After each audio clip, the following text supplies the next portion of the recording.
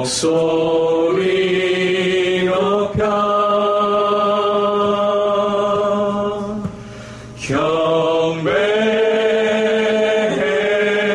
경배해요. 내 영혼 기뻐. 오 나의 왕, 나의 목소리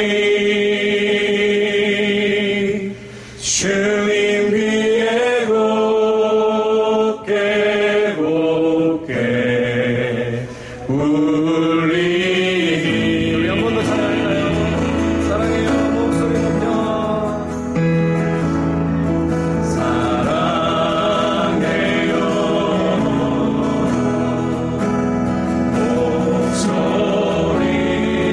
목소리 높여 경배해요. 내 영혼 기뻐. 오 나의 왕, 나의 목소리 주님 귀에 곱게 곱게 울리니.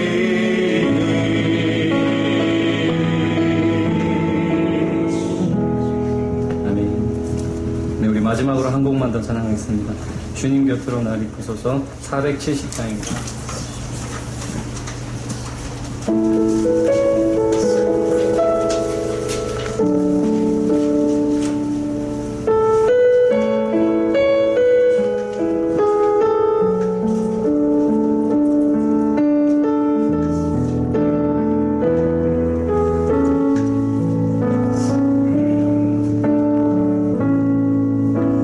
주님 곁으로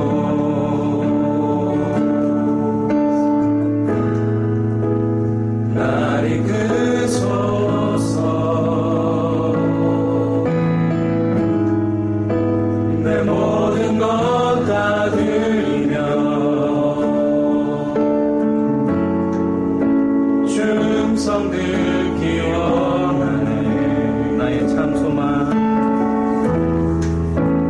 나의 참 소망.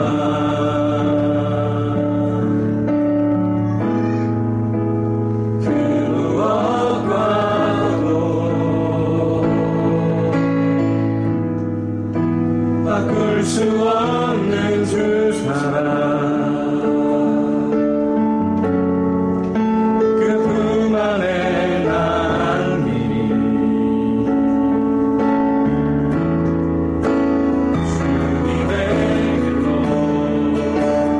인도하소서.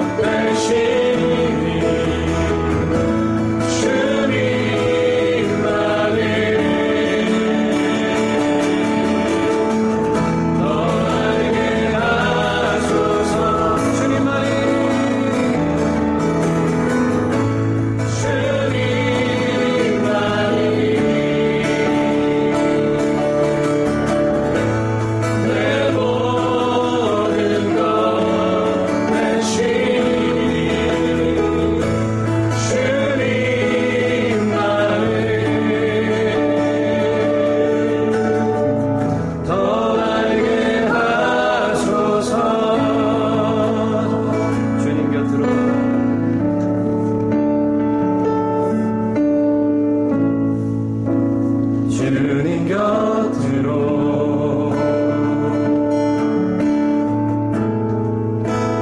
날 이끄소서.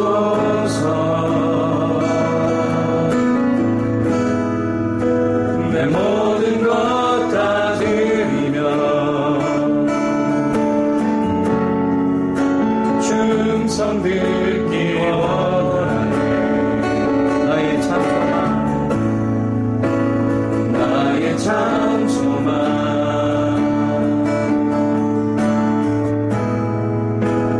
그 무엇과도 바꿀 수 없는 주 사랑, 그 품 안에 난 길이 주님의 길로 인도하소서.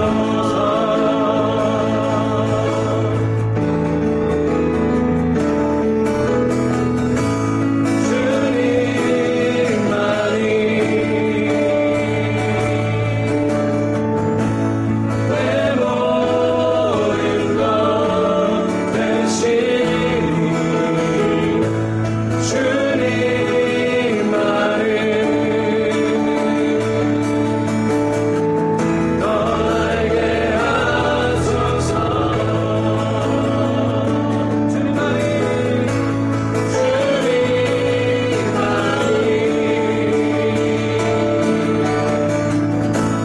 내 모든 것 되시니 주님만을 더 알게 하소서.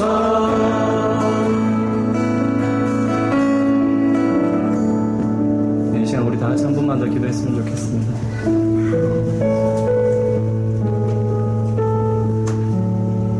주님만이 내 모든 것 되신다고 이 시간 고백했으면 좋겠습니다. 만약 그게 잘 고백이 되지 않으면 그 이유에 대해서 하나님 앞에 한번 이야기했으면 좋겠습니다. 지금 내가 하나님 앞에 가지고 있는 마음을 주님 앞에 편하게 이야기했으면 좋겠습니다. 다 같이 기도하겠습니다.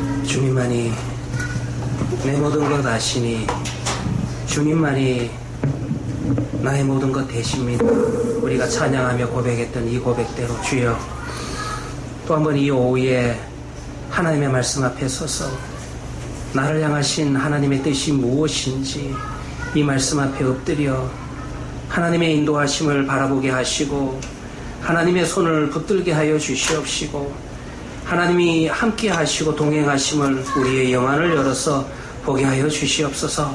주 하나님 아버지, 정말 오늘 찬양 고백처럼 이것이 하나님 우리의 삶 속에서 늘 고백으로 나타나게 하여 주시고 찬양으로 나타나게 하여 주시옵소서.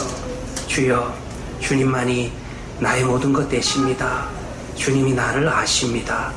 예수님의 이름으로 기도합니다. 아멘. 나른한 오후입니다. 이 예배하고 수업하고 제가 차이점을 한번 생각해 봤는데, 수업은 그래도 막 휴강합시다 오늘 날도 이런데 이게 참 자연스럽게 나올 수 있는데 주일날 오후 예배를 이제 이렇게 하려 하니까 다음 주는 여러분들 우리가 오후 예배가 없습니다. 잊지 마시길 바랍니다. 그리고 또 5월 첫 주는 우리가 또 군위에 가서 예배를 드리기 때문에 그날도 오후 예배가 없고요. 그 다음에 5월 둘째 주는 제가 설교를 안 합니다. 우리 김수아 전도사님이 설교를 하실 겁니다. 고로 제가 한 3주 동안 오후 예배 설교를 안 하는 이런 참 좋은 날도 있네요. 자, 여러분들 우리 사사기서 말씀 보도록 하겠습니다. 계속해서 오늘 온니엘에 대해서 3장 7절부터 11절 말씀입니다. 여러분들 성경 한번 보시고요.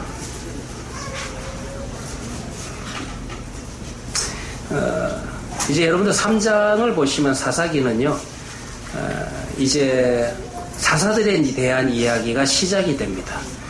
그런데 이제 그 중에서도 이제 첫 번째 사사라고 이야기할 수 있는 온니엘은 모든 점에서 좀 모범적인 사사입니다. 그러니까 그의 집안 출신도 모범적이고, 그의 배경도 모범적이고, 그리고 그의 사역을 기록한 방식에 있어서도 모범적이다. 여기에서 모범적이라는 것은 모형적이라는 말입니다. 그래서 사사기는 앞으로 나오는 뒤에 나오는 5명의 사사를 온니엘하고 비교하면서 읽을 수 있도록 그렇게 이제 사사기는 기록을 해놓은 것입니다.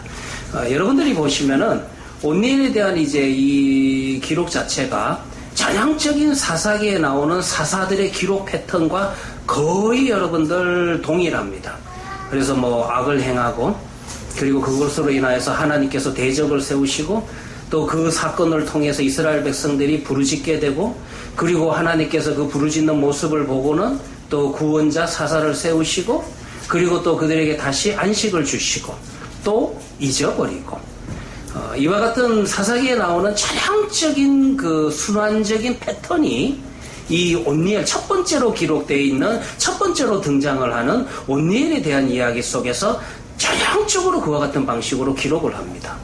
그리고 이 사사기의 저자가 사사들에 대한 기록을 할 때, 오늘 여러분들 저랑 본문을 읽어 나가시면서 함께 보겠지만은 일반적인 진술을 하고 그 다음에 구체적인 진술을 하는 이와 같은 방식으로 또 기록을 해 나갑니다. 왜 그러냐 하면은 여러분들 3장 7절 봅시다. 3장 7절 보시면은 이스라엘 자손이 여호와의 목전에 악을 행하여,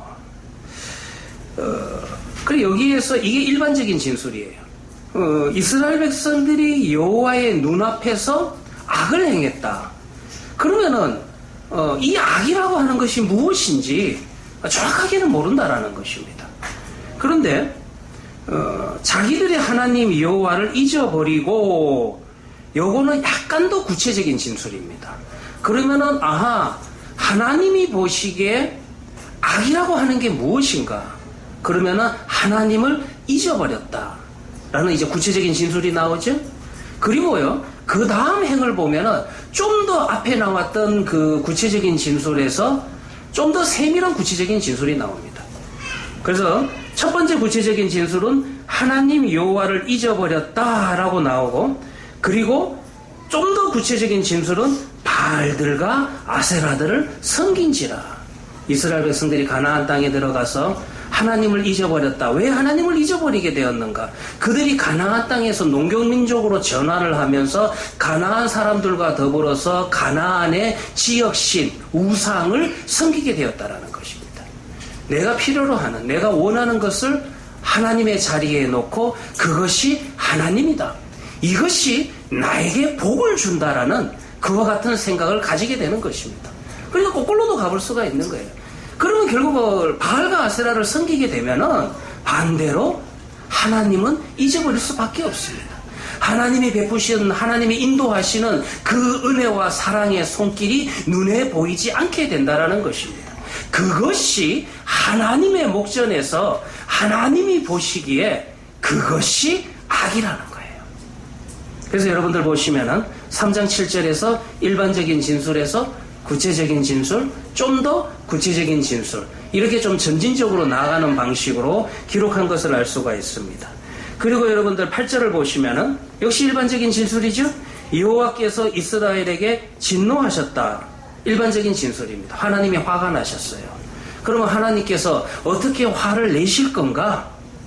그 방법에 대해서 그 구체적인 진술이 그 다음에 나오죠. 그들을 메소포타미아 왕 구산 리사다임의 손에 파셨으므로, 그래서 그들을 다른 이방의 왕에게 팔았다, 이렇게 이야기를 합니다. 요건 좀 더 구체적이긴 구체적인데 그래도 약간 모호하죠. 그래서 그 다음 행을 보시면은 좀 더 세밀한 구체적인 진술이 나오게 된다라는 것입니다. 파셨다라는 말의 의미가 뭡니까? 이스라엘 자손이 구산 리사다임을 8년 동안 섬겼더라. 나라가 망하고 식민지 체제 속에서 8년 동안 남의 나라, 남의 왕을 섬기게 되었더라. 이야기가 여러분들 구체적인 이야기가 된다라는 것입니다. 그래서 여러분들 9절도 보시면은 일반적인 진술에서 약간 구체적인 진술로, 그 다음에 그 구체적인 진술에서 좀 더 발전된 구체적인 진술로, 이와 같은 방식으로 7절, 8절을 계속 기록하는 것을 알 수가 있습니다. 자, 그래서 여러분들 여기에서도 패턴이 나오죠? 패턴이 무슨 패턴입니까? 여호와의 목전에 악을 행했다. 그리고 8절을 볼 것 같으면은 하나님께서 이제 심판하신다라는 그런 패턴이 나오고, 자, 그 다음에 9절을 봅시다. 이스라엘 자손이 여호와께 부르짖음에 여호와께서 이스라엘 자손을 위하여 한 구원자를 세워 그들을 구원하게 하시니 그는 곧 갈렙의 아들 그나스의 아들 온니엘이라. 여기에서 이스라엘 백성들이 부르짖는다. 그리고 그 부르짖음을 하나님께서 들으시고 보시고, 그리고 구원자 사사를 세우신다. 전형적인 여러분들 사사기에 나오는, 앞으로 여러분들 뒤에 삼손까지 계속 이 패턴에 의해 가지고, 이 구조의 일반적인 구조에 의해 가지고 사사들을 기록해 나가고 있다라는 것입니다. 그 다음 패턴이 뭐냐 하면 10절이죠. 여호와의 영이 그에게 임하셨으므로 하나님이 함께 하셨다. 하나님께서 능력을 주셨다, 이런 말이죠. 그가 이스라엘의 사사가 되어서 나가서 싸울 때에 여호와께서 메소포타미아와 구산 리사다임을 그의 손에 넘겨주심에 운니엘의 손이 구산 리사다임을 이기니라. 하나님께서 능력을 주시고, 그래서 그 과정을 통해 가지고 이스라엘 백성들이 전쟁에서 승리하고, 그리고 안식과 평화를 얻어가는 이야기가 이제 10절에 나옵니다. 그리고 이제 마지막 평가적인 구문으로 11절인데 그 땅이 평온한 지 40년 만에, 사사기는요, 영적인 상태를 땅이라고 하는, 우리 눈에 보이는 어떤 그런 땅이라고 하는 요소를 가지고, 가시적인 요소를 가지고 좀 설명을 합니다. 왜냐하면은요, 사사기만 그런 게 아니라 사무엘서나 열왕기서 다 동일합니다. 뭘 보면 알 수 있냐면, 뭐가 바로미터가 되냐 하면은, 이스라엘의 땅이라고 하는 것은 하나님께서 그의 언약 백성 이스라엘에게 은혜의 선물로 주신 게 바로 땅이라는 겁니다. 그렇기 때문에 이 땅 위에서 살아가면서 이 땅이 유지가 되고, 이 땅에서 농사를 편안하게 지을 수 있으면은 그 순간은 그들과 하나님과의 관계가 문제가 없는, 그와 같은 것을 표면적으로, 가시적으로 보여주는 겁니다. 그런데 반대로 땅이 여러분들 어려워집니다. 대적이 일어나죠? 대적이 일어난다는 말은 여러분들 전쟁이 난다는 말입니다. 전쟁이 난다는 것은 농사를 지을 수 없다는 말입니다. 그리고 먹고 살 길이 막막해지고 그리고 땅을 빼앗기고 땅이 좁아지게 된다면은 그래서 그들이 그 땅 위에서 하나님이 주신 약속의 땅 위에서 본인들이 식민지 국가가 되어서 남의 나라 왕을 위해서 조공을 바치기 시작을 하면은 그 가시적인 현상이 중요한 게 아니라 사사기의 저자는 사무엘서도 마찬가지고 열왕기서도 마찬가지고 하나님과의 관계성에 문제가 있다라는 것을 그 땅에서 그들이 어떤 삶을 누리고 있느냐 그 가시적인 모습을 가지고 표면적으로 보여주고 있다라는 것입니다. 좀 더 쉽게 이야기를 하면은요, 땅이 넓어지면은요, 하나님과의 관계가 사사기부터 열왕기서까지입니다. 땅이 넓어지면은 하나님과의 관계가 편안하다라는 증거입니다. 땅이 좁아지면은요, 하나님과의 관계성에 뭔가 문제가 있다라는 것을 지금 가르쳐주고 있다라는 것입니다. 그러니까 이건 사사를 세우시고 사사가 세워짐에 대한 결과로서 나타나는 본문이 보시면 11절에 그 땅이 편안하다. 하나님의 은혜 안에 있다라는 그런 말이 된다는 것입니다. 그 땅이 편안한 지 40년에 그나스의 아들 온니엘이 죽었더라. 이제 사사가 죽은 이야기, 그와 같은 이야기들이 나타나게 된다는 것입니다. 자, 여러분들 보시면은요, 강의 한 10페이지입니다. 강의 한 10페이지에 보시면은 이제 도형이 있고, 여러분들 그거는 좀 이따가 12페이지에서 설명을 해드릴 거고요. 10페이지 제일 밑에 줄을 읽어보시면은 이렇게 제가 적어놨죠. 3장 7절부터 사사들의 이야기가 시작이 됩니다. 사사들의 선택하는 기준을 보면은 우리의 기대와 예상을 뛰어넘습니다.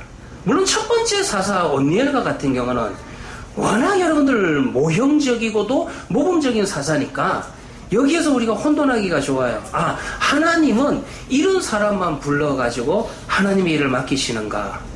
사실 저도 목사인지라 그런 이야기를 할 때가 있습니다. 물론 여러분들 우리도 하나님 앞에서 우리도 준비해야 될 것이 있습니다. 우리도 하나님의 은혜 앞에 반응해야 될 것이 있습니다. 우리도 하나님이 주신 은혜 앞에 노력해야 될 그런 요소는 있습니다. 그래서 흔히 저도 설교를 할 때 준비된 자를 하나님이 쓰신다라고 이야기는 합니다. 일반적인 이야기예요. 근데 성경을 보시면요, 꼭 그렇지는 않아요. 하나님이요, 준비된 자만 쓰시냐? 그러면요, 여기 있는 전화 여러분들이나 쓸 사람 별로 없을 것 같아요. 제가 오늘 오전에도 조금 고백을 했지만 저 역시 교회를 개척하고 교회를 세우는 데 있어서 오랜 시간 준비해가지고 완전히 여러분들 연습을 해가지고 지금 우리가 교회를 세웠습니까? 여러분이 저를 잘 아시다시피 아니지 않습니까? 그냥 하나님이 주시는 은혜대로 이끄심대로 감동대로 여기까지 왔다라는 것입니다. 하나님께서 여러분들 사람을 불러서 하나님의 일을 성취해 나가실 때 하나님이 하시는 일이라고 하는 것은 우리의 예측을 넘어섭니다. 그것을 또 다른 말로 제가 강의 안에 적어놨지만은 하나님의 의외성이라는 게 있는 겁니다. 이거를 또 다른 말로 그래서 우리는 아이고 은혜다. 내가 부름받았다라는 거. 내가 하나님 앞에 이 일을 맡았다라고 하는 거. 이 사명을 주셨다라고 하는 거. 그것도 어떻게 보면은 내가 준비되어 있어서 주신 것이 아니라 이 사명 맡기신 것이 아니라 전적으로 하나님의 은혜다라고 그렇게 고백할 수 있다라는 것입니다. 그래서 여러분들 하나님은 온니엘과 같은 사람도 쓰셔요. 그런데 이 하나님이 사사를 부르셔서 선택하는 기준을 보면은요, 의외성이라고 하는 것이 우리 인간의 예측을 넘어선다라는 것입니다. 앞에 있는 한 3명만 이야기를 한다면은 방금 전에 우리가 온니엘 이야기를 했지만 온니엘은 좀 모형적입니다. 그런데 12절부터는 그 에훗에 대한 이야기를 할 건데 에훗도 여러분들 문제가 있어요. 그 다음에 31절을 보면은 삼갈에 대한 이야기를 우리가 한 절밖에 안 기록되어 있지만은 한 절밖에 기록되지 않은 삼갈이라고 하는 사사를 여러분 들여다봐도 이 사사도 여러분들 집안 배경이 굉장히 문제가 있는 그런 사사라는 것입니다. 그런데 하나님께서 온니엘만 불러서 쓰시는 것이 아니라 에훗도 불러서 쓰시고 삼갈도 불러서 쓰시는 그런 모습이 이제 여러분들 기록되어 있다는 것입니다. 우리는 사실 이런 이야기는 여러분들 목사인 제가 제일 잘하는 말입니다. 우리는 하나님이 일하시는 방식과 하나님께서 사용하시는 사람에 대해서 좀 어떤 규격을 가지고 있는 걸 참 좋아해요. 그게 편하긴 편하죠. 그래서 신앙생활도 여러분들 딱 규격을 만들어 가지고 점수 채우듯이 이게 편하긴 편합니다. 이와 같은 방식으로 그 사람의 헌신과 그 사람의 하나님을 향한 심령, 우리가 심령은 들여다볼 수 없으니까 그건 하나님만이 아시는 거니까 그 사람의 심령 속에 있는 하나님을 향한 헌신과 충성도를 우리는 어떤 외부로 드러나는 규격에 의해서 평가하려고 하는 그런 것들이 우리 교회 안에도 비일비재합니다. 세상은 그럴 수밖에 없어요. 어떤 규격을 만들어 가지고 그 사람을 승진을 시키고 그 사람에게 연봉을 더 올려줄 때 사람에 대한 규격을 만들어 가지고 그래서 여러분 평가 기준을 만들어 가지고 그렇게 여러분 평가를 해서 그래서 여러분들 승진을 시키거나 연봉을 올립니다. 그러나 이와 같은 그 방법 자체가 우리가 교회 안에 들어와서 예배 공동체 안에서조차 평가할 수는 없다라는 것입니다. 늘 제가 고민하는 영역 중에 하나가요. 누가복음 7장에 보면은 전에도 여러분들 제가 한번 설교를 한 번씩은 하는데요. 예화로 자주 듣는 본문이지만은 거기에 보면 예수님께서 어느 동네에 가서 복음을 전하십니다. 그런데 복음을 전하는 중에 예수님에게 어떤 한 여인이 나와서 향유옥합을 깨어뜨리고 예수님의 발을 씻기고 그리고 자신의 이제 머리카락으로 닦는 그런 이야기가 나오죠. 참 감동적이죠. 머리카락이 얼마나 길었으면 그걸로 닦을 수가 있을까? 저는 그런 생각만 합니다. 그런데 그 예수님을 초대한 사람은 누구냐면은 바리새인 시몬이에요. 근데 바리새인 시몬은 그 순간에 무슨 생각을 하냐면은 예수 이 사람이 자기가 선지자라고 자청을 하면서 저 부정한 여인이 우리가 레위기를 통해서 조금씩 이제 공부해 나가시죠. 부정한 것에 접촉이 되면 부정해진다. 이런 사고를 가지고 있었던 것이 AD 1세기의 유대교의 종교의 특징이었습니다. 그렇기 때문에 그들은 거룩성을 유지하기 위해서 부정한 것으로부터 격리하고 분리되어 있으면 나는 거룩하다. 지난 시간에 여러분들 제가 설교했던 12년 동안 혈루증을 앓았던 여인에 대한 이야기도 다 동일한 이야기고요. 그런 어떤 정결법에 의해서 자신의 거룩성을 유지하고 내가 이렇게 부정한 것과 격리되어 있고 부정한 것을 멀리하면 나는 구원받은 선민 이스라엘이다. 착각을 하고 살았던 거예요. 그러니까 그 여인이 여러분들 뭐 하던 여인인지는 모르지만은 바리새인 시몬이 아마 그 동네를 맡고 있었던 바리새인 시몬이 그 여인을 알아보는 거 보니까 그리고 단정 짓는 거 보니까 절대 저 여인은 구원받을 수 없는 여인. 유대교의 여러분들 남자 중에서 구원 못 받을 1순위는 누구냐 하면 세리입니다. 세리에 대한 이야기는 잘 아실 거고요. 그 다음에 여자 중에서 1순위는 창기입니다. 그러니까 짐작을 해볼 수 있는 것은 예수님에게 와서 예수님의 발을 씻겨드린 여인은 창녀였을 확률이 높아요. 그러니까 여기에서도 여러분들 바리새인 시몬은 무슨 생각을 하냐 하면은 당연히 여러분들 그 여인에 대한 판단 기준, 평가 기준 여기에서 여러분들 조금도 움직이지를 않는 거예요. 야, 예수가 자기가 선지자라고 자처하면서 그러면 이 여인이 부정한 여인인 것을 왜 모르느냐? 저 여인이 왜 몸에 손대는 것, 발에 손대는 것을 허락을 하느냐? 그렇게 이제 속으로 그런 생각을 합니다.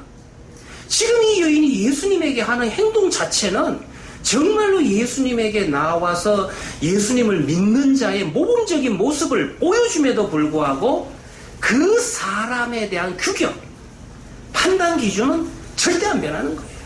자기의 어떤 그 선입관이라고도 이야기할 수가 있죠. 그런 선입관에 의해 가지고 그 여인을 끝까지 판단해 버립니다. 이때 여러분들 예수님께서 하나님이시니까 바리새인 시몬이 가지고 있었던 마음속의 생각을 알고 계셨어요. 그래서 예수님께서 뭐라고? 나중에 여러분들 집에 가셔서 한번 보시면 누가복음 7장 44절에 보면은 예수님께서 그 바리새인 시몬을 돌아보시면서 뭐라고 하시냐 하면은 네가 지금 이 여인을 보느냐? 그러니까 재밌는 거는요. 네가 하나님께서 명하신 말씀이 무슨 의미인지를 아느냐? 하나님에 믿는 사람이 어떻게 이런 행동을 할 수 있느냐? 이런 이야기를 다 건너뛰셔가지고 다른 거 다 필요 없고 네가 지금 사람을 사람으로 보느냐? 사람을 사람으로 보지 못하고 사람을 판단 기준으로 보고 사람을 어떤 규격을 가지고 보고 사람을 어떤 선입관에 의해 가지고 정지한다면은 너는 하나님의 백성이 될 수 없다. 그 이야기를 하시는 거예요. 그래서 예수님께서도요. 그 바리새인 시몬에게 네가 이 여인을 보느냐 그런 이야기를 하시잖아요. 여러분들 여기에서 보면은요. 하나님께서 앞으로 저랑 이제 이 사사기서를 읽어 나가시면은 사사기서에 나오는 이 사사들의 기준 자체가 정말 여러분들 저도 설교를 하면서 특별히 청년 집회 가면은 그런 설교를 잘합니다. 준비된 자를 하나님이 쓰십니다. 꿈과 비전에 대한 그런 부분도 있어야 돼요. 근데 사실 여러분들 사사기서를 읽어보면은요, 야 하나님께서 부르시는 자들이 정말 지각각이다. 그러니 여러분들 부르심에는 이 부르심 속에는 정말 은혜구나. 내가 하나님 앞에서 내어놓을 만한 조그마한 자격이라도 있어서 내가 하나님 일에 쓰임받는 것이 아니라 그저 하나님께서 나를 부르시고 나에게 은혜를 베푸시고 나를 쓰시는구나. 자랑할 것이 없다라는 거예요. 사사기 여러분들 앞으로 사사들을 조금 이제 살펴보시면은 그런 부분들은 나타나게 될 것입니다. 아무튼 보시면은 11페이지로 넘어갑시다. 11페이지 보시면 온니엘에 대한 이야기 강의 안에 좀 많이 적어놨기 때문에 이 온니엘은요 앞으로 나오는 다른 사사들과는 조금 구분이 됩니다. 왜 구분이 되냐면 첫 번째 그는 유일한 유다 출신 사사다. 이스라엘의 12지파 가운데서도 여러분들 우리가 예수를 믿는 사람들 가운데 12지파 다 외워보십시오. 야곱의 12아들 이름 외워보십시오 하면 우리 좀 피곤해지죠. 그러나 이거 유다지파가 있다는 건 아실 겁니다. 이것도 모르시면은 뭐 저랑 앞으로 성경 공부 많이 합시다. 그래서 여러분들 보시면은 첫 번째로 그는 유일한 유다지파다. 유다지파가 유명하죠. 유다지파를 통해서 다윗이 나오고 그리고 다윗의 후손으로 예수 그리스도가 나옵니다. 그래서 여러분들 구원사에 혈통적으로 중요한 것이 유다지파라서 구약 성경에서도 유다지파에 대한 이야기를 많이 기록을 하는데요. 아무튼 여러분들 이 온니엘과 같은 경우가 유다지파입니다. 그 다음에 두 번째로 온니엘 이야기는 사사의 행동을 모범적인 사례로 소개하는 6단락들 중에 하나다. 맞아요. 온니엘은 단도로 사람의 몸을 찌르지도 않고 어리석은 맹세도 하지 않고 창기와 동침하지도 않는 그런 사사라는 것입니다. 그래서 여러분들 보면은 앞으로 온니엘의 어떤 생활도 보면은 상당히 모범적이다. 이런 것도 좀 볼 수 있고요. 그 다음에 세 번째로 보면은 다른 사사들과 구별되는 온니엘의 특징은 그의 가족에 관련된 설명을 보시면은 또 특징을 볼 수가 있다라는 것입니다. 그 밑에 제가 적어놨습니다. 보시면은요, 에루가 같은 경우는 게라의 아들이라. 이거는 뭐 구약 성경에서 흔한 소개 방식입니다. 누구의 아들 정도. 드보라와 같은 경우는 여자다 보니까 남편 이름을 적어놨어요. 라피도스의 아내라. 근데 이거 나중에 드보라 가서 이야기합시다. 내가 그때 가서 이야기 한번 할 건데요. 드보라의 남편이 라피도신지는 저는 잘 모르겠어요. 이제 한글 성경으로 우리가 히브리어에서 번역을 할 때 라피도스의 아내라고 번역을 해서 여기 계시는 우리 모든 성도님들은 지금까지 신앙생활에 드보라의 남편이 라피도 이거 기억하신 것만 해도 대단하지만 라피도시라 그런 이야기를 하는데 라피도시라는 말 자체가 여러분들 어떤 불의 여자 이런 뜻이에요. 히브리어 원문적으로. 나중에 이 드보라 보면 성격이 만만치 않은 아줌마거든요. 그래서 그 별명인 것 같아요. 불의 여자. 아내라고 하지만은 원문적으로 보면은 뭐뭐의 여자라는 뜻입니다. 그래서 뭐뭐의 여자라고 할 때는 여자라고 할 때는 구약에서 일반적으로 그 사람이 아내라는 뜻도 있지만은 랍비도시라는 말 자체가 불이라는 뜻을 갖고 있기 때문에 햇불이라는 뜻을 갖고 있기 때문에 그렇게 본다면 랍비도스의 아내라 이렇게도 번역할 수 있고요. 아니면은 햇불의 여인이라 정말 대단한 여자다 이런 이야기를 할 때 또 그렇게 쓸 수도 있다는 것입니다. 그건 나중에 우리가 또 드보라 이야기 들어가서 이야기합시다. 그 다음에 여러분들 기드온과 같은 경우도 역시 기드온은요 아비에셀 사람 요아스의 아들 요것도 여러분들 누구의 아들 요 정도로 나옵니다. 입다와 같은 경우는요 아버지 이름이 안 나옵니다. 입다는 기생의 아들입니다. 그래가지고 근데 여러분들 언제 입다를 또 우리가 할지는 제가 이런 진도로 나가면은 상당히 오랜 후에 입다를 만나게 되겠는데 나중에는 성경 한번 가셔보세요. 목사님 이상한데요. 입다 아버지 이름 나오는데요. 성경에 그것도 나중에 입다 본문에 가서 그게 아버지 이름이 아닐 확률이 높습니다. 아무튼 중요한 것은 입다는 아버지 이름이 아예 안 나옵니다. 왜냐하면 아버지가 누군지 모릅니다. 그래서 입다는 구약 성경에서 기생은 저도 여러분들 그냥 성경 번역 따라서 좀 완화해서 번역을 한 거지 다 여러분들 원문적으로 보면 창녀예요. 그러니까 입다는 창녀의 아들이에요. 창녀의 아들을 쓰셨죠? 삼손은 여러분들 마노아의 아들인데 삼손의 생애라고 하는 것은 우리 잘 알고 있으리라 생각을 합니다. 그런데 이런 식으로 여러분들 다른 사사들을 소개하는 거 보면 대체적으로 그냥 일반적으로 누구의 아들 누구 이렇게 나오는데 온니엘만 그렇지 않아요.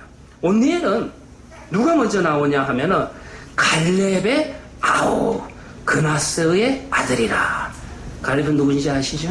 여호수아서에서 그 유명한 가나안 땅 정복에 있어서 1등 공신이었던 여호수아와 갈렙. 여러분들 우리는 예수 믿는 사람들이 여호수아와 하면 그 다음에 갈렙이라는 단어가 그야말로 자동적으로 붙어 나오잖아요. 그만큼 여러분들 1세 출애굽을 한 1세대 가운데 유일하게 살아남았던 유일하게 가나안 땅 유일하네요. 유일하게 가나안 땅에 들어갔던 그 여호수아와 갈렙 바로 온니엘이요. 갈렙과 관련이 되는 그와 같은 집안 출신이다라고 하는 것이 성경에 기록되어 있다라는 것입니다. 자, 여러분들 강의안을 보시면은 여기서 중요한 것은 온니엘이 갈렙과 관련된 사람이라는 것입니다. 그래서 이제 지금까지 세대가 세 세대가 될 수가 있는데 1세대는 모세의 시대라, 제2세대는 여호수아와 갈렙의 세대라, 그 다음에 제3세대는 여호수아 이후의 세대 이렇게 볼 수가 있습니다. 12페이지로 넘어가 보도록 합시다. 12페이지 보시면은요 12페이지로 가기 전에 다시 10페이지로 돌아갑시다. 다시 10페이지로 가시고서 여러분들 도표를 보시길 바랍니다. 제가 이 온니엘에 대한 본문을 전형적으로 모범적으로 모형적으로 기록을 했다라고 이제 말씀을 드렸습니다. 그래도 요거는 일반적인 이야기고요. 그래서 사사기의 일반적인 패턴을 보시면은 우리가 항상 이 돌고 도는 그런 패턴으로 사사기를 생각을 합니다. 무슨 말이냐 하면은 이스라엘 백성들이 범죄를 하고 그리고 하나님께서 그들에게 심판하시고 그들이 부르짖고 그래서 그 부르짖음에 하나님께서 구원자를 세우시고 그리고 하나님께서 다시 그 땅에 평화를 주시고 이와 같은 이야기가 계속 톱니바퀴 돌아가듯이 채바퀴 돌아가듯이 뱅뱅뱅뱅 도는 그와 같은 패턴 속에서 사사기를 읽어나간다는 것입니다. 일반적으로 여러분들 표면적으로 보시면은 이 패턴이 맞기는 맞아요. 그런데 자세하게 들여다보면은요, 이 패턴에서 마치 톱니바퀴에 이빨 하나가 탁탁 빠진 것처럼 빠지는 부분을 볼 수가 있다는 것입니다. 그래서 여러분들 보시면은요, 10페이지에 그 도표를 보시면은 온니엘에 대한 이야기가 제일 왼쪽에 기록되어 있고, 에훗, 드보라, 기드온, 입다, 삼손 다 똑같지는 않습니다.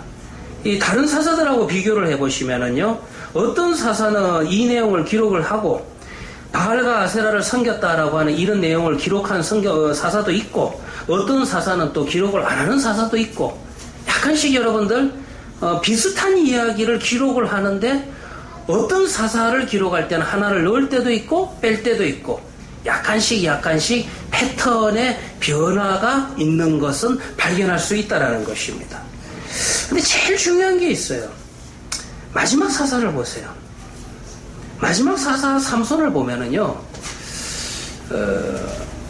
우리가 이와 같은 악순환이 계속 반복이 되면은 하나님의 오래 참으시고 하나님의 인내하시고 하나님께서 자비를 베푸시는 이 시간이 영원하지 않다라는 것을 사사기 안에서도 보여줍니다. 맞지요? 우리 하나님은 은혜로우시고 자비로우시고 오래 참으시고, 그렇지만 이 시간은 영원하지 않습니다. 뭘 보면 아니냐면은 성경의 마지막 성경이 요한계시록입니다. 요한계시록을 보면은 이 시간이 끝날 때가 있다라는 것을 분명히 하나님은 말씀을 통해서 우리에게 주셨습니다. 마찬가지로요, 사사기 안에서도 요런 그 패턴이 좀 보인다라는 것입니다. 마지막 사사 삼손을 보세요. 그러면 우리가 일반적으로 그냥 일반적인 패턴에 의해서 사사기를 읽어 나가시면은 계속 다람쥐 채바퀴 돌듯이 빙빙빙빙 도는 이와 같은 채바퀴로 읽을 수가 있겠지만은, 그러나 여러분들 마지막 사사를 보시면은 이제 삼손에 대한 이야기에서는 5번을 보시면 제일 중요한 이야기죠.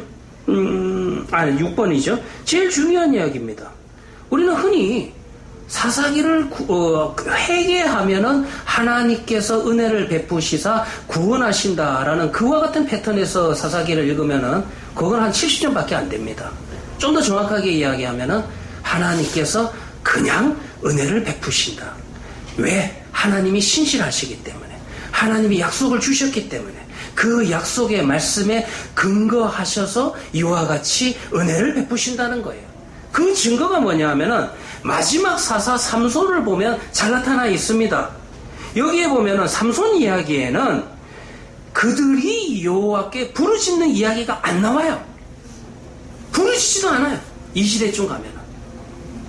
계속 여러분들 악순환이 반복이 되면 그냥 그 자리에서 악순환이 되는 게 아니고 점점 나락으로 떨어지게 돼 있는 겁니다.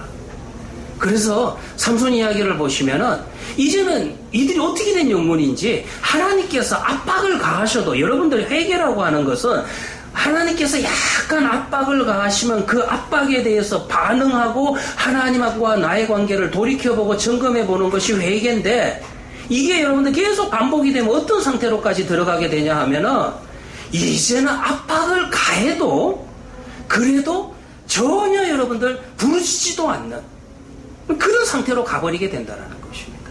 삼손 이야기가 그렇습니다. 삼손 이야기가 하나님께 부르짖지도 않는 그와 같은 세대가 된다는 것입니다. 그래서 그래도 하나님께서 여러분들 삼손이라는 사사를 세워가지고 또 이스라엘을 구원하기 시작을 하는데, 나중에 보면 여러분들 삼손 이야기에서 또 한번 이야기해 봅시다. 자, 그 왜 이와 같은 방식으로 기록을 하는가? 12페이지 보시면은요, 12페이지 여러분들 위에서 하나, 둘, 셋, 넷, 다여 7번째 줄을 보시면 성경은 이와 같은 방식으로 기록을 많이 합니다. 만약에 아무런 변화도 없다면 이야기 속의 인물들은 순환론적인 줄거리 양식에 의해서 결정이 될 것이다. 반복적인 요소들이 계속 나오면은 읽는 독자도 또 여러분들 지겨울 수도 있고요. 그리고 또 이와 같은 내용을 하나씩 빼문을 통해 가지고, 이 이야기가 패턴이 지금까지 이런 패턴인데 이 중요한 패턴이 그 다음 이야기는 당연히 이 이야기가 나와야 되는데, 이 스토리가 나와야 되는데 그 이야기가 안 나오는 거예요. 아까 여러분들 제가 말씀드린 삼손과 같은 이야기 속에서는 정말 중요한 이스라엘 백성들이 하나님께 부르짖었다라고 하는 이 내용 자체가 빠져버리는 것입니다. 그러니까 여러분들 반복 구조 속에서 패턴 하나를 빼버리면은 읽는 사람들이 그 빠진 패턴을 기억해내게 되고, 이 이야기를 왜 안 하시는 건가 생각하게 되고 묵상하게 되고 교훈점을 찾게 된다는 것입니다. 그래서 그와 같은 방식에 의해서 성경도 여러분들 한 개씩 뺍니다. 넌센스 퀴즈도 될 수 있겠지만 여러분들 아시다시피 우리 이제 다음 주에는 그 주일 예배 때 신민철 집사님이 이제 찬양을 하실 겁니다. 이제 점점점 우리 남성 중창단들이 이제 하실 건데 우리 부부 찬양은 난 다 했다라고 생각을 했었어요. 이제 우리 경우 형제네가 이제 등록을 했기 때문에 5월달에 한번 또 이제 부부 찬양을 할 겁니다. 근데 여러분들 혹시 여러분들도 느끼십니까? 우리 교회 성도 가운데 부부 찬양을 안 한 가정이 있어요. 아니, 저 빼고. 아이고, 놀래라. 아이고, 갑자기 놀래라. 저 설교할게요. 설교가 더 쉽습니다. 예. 부부 찬양을 안 한 가정이 있어요. 예, 최주열 집사. 왜 제가 여러분들 최주열 집사를 순서를 못 넣었을까요? 항상 앞에서 이거 하고 있으니까 항상 하고 있는 줄 알았어요. 그래가지고 저 가만히 생각하니까 빠졌더라고요. 그래서 5월달에 또 우리 최주열 집사님도 우리 지은이 5째 놓기 전에 빨리 또 찬양 한번 해야죠. 자, 그래서 보시면은요, 12페이지 계속해서 중간 부분 보시면은 이미 설명은 다 드렸습니다.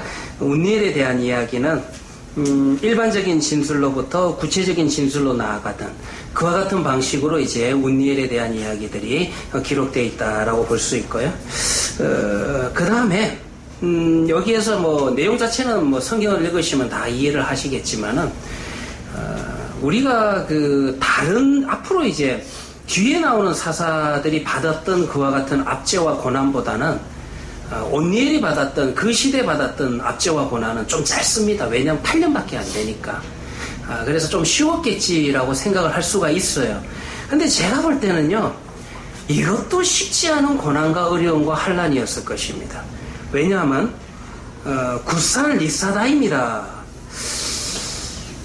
여기에서 굿산 왕 리사다임이 이 이름도 과연 원래 자기 이름일까? 이거 고민이 돼요. 왜 그러냐면 리사다임이라고 하는 것은 정말 나쁜 놈, 이런 뜻이에요.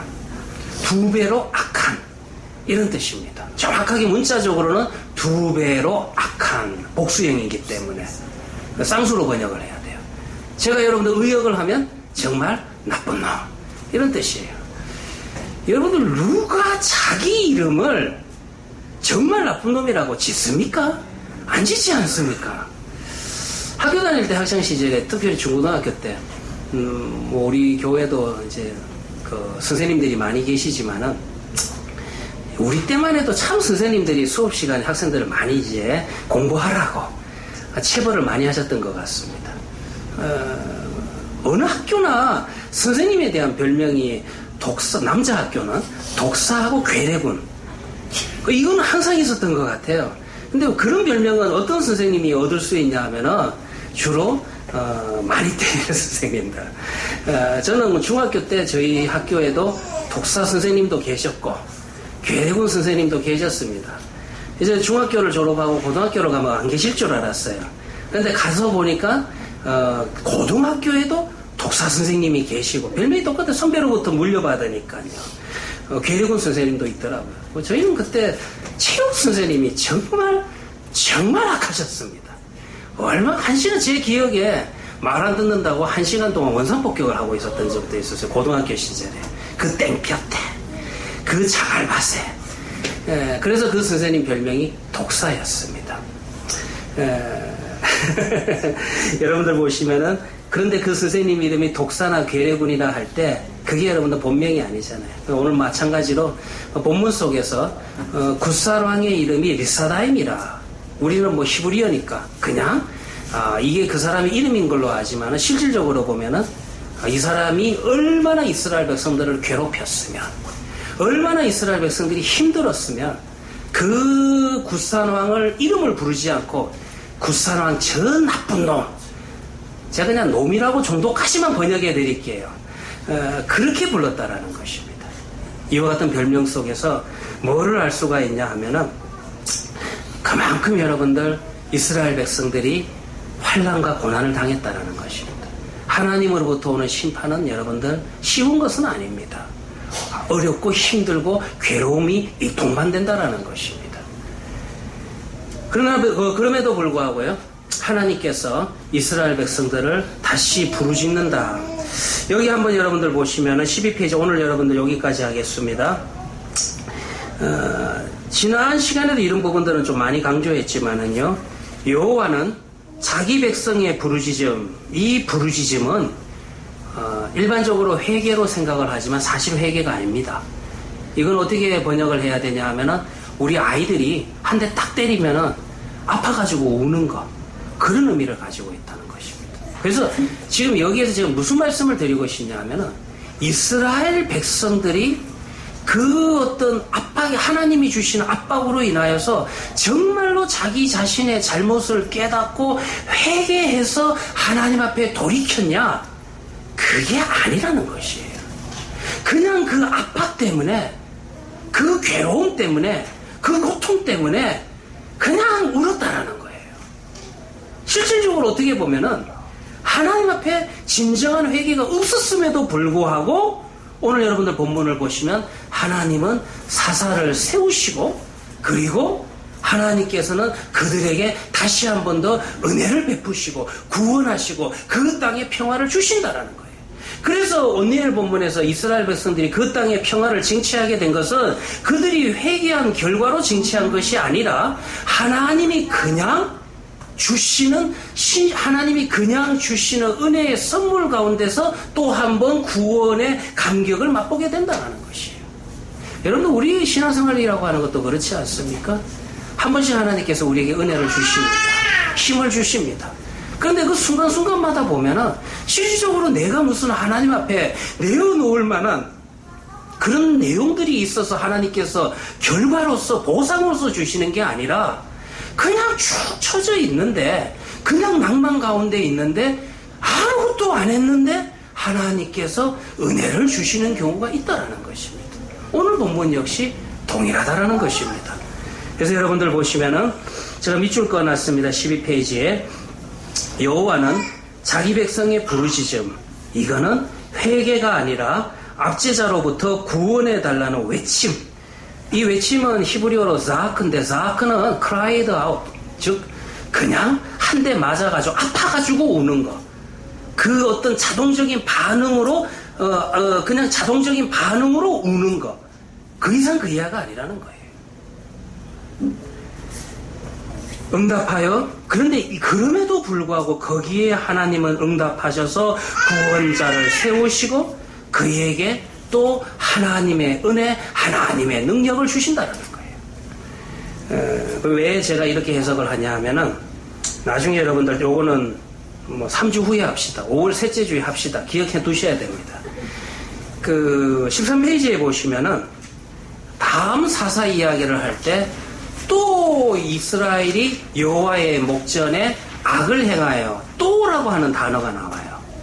그러면 요거를 우리가 어떻게 해석해야 되냐 하면, 우리 또 그러면은 한동안 이제 정신 차리고 바른 생활을 하다가 다시 또 흩어졌는가, 다시 약해졌는가, 그런 의미가 아닐 수 있다라는 거예요. 이 또라고 하는 히브리어에는 again이라는 뜻도 있지만은 continue라고 하는 계속하여라고 하는 그런 번역도 있습니다. 우리가 한글 성경은 자꾸 또라고 번역을 했는데, 이거를 또라고 번역을 할지 계속해서라고 번역을 할지, 그거는 두 번째 사사 에훗에 대한 이야기에 가시면은 저랑 여러분들이랑 또 한번 생각해 보도록 하겠습니다. 기도하도록 하겠습니다. 우리 주기도문으로 마치도록 하겠습니다. 하늘에 계신 우리 아버지, 이름이 거룩히 여김을 받으시오며 나라의 임하옵시오며 뜻이 하늘에서 이루어진 것 같이 땅에서도 이루어지리라. 오늘날 우리에게 일용할 양식을 주옵시고 우리가 우리에게 죄 지은 자를 사하여 준 것 같이 우리 죄를 사하여 주옵시고 우리를 시험에 들게 하지 마옵시고 다만 악에서 구하옵소서. 대개 나라와 근세와 영광이 아버지께 영원히 있사옵나이다. 아멘. 네, 수고하셨습니다.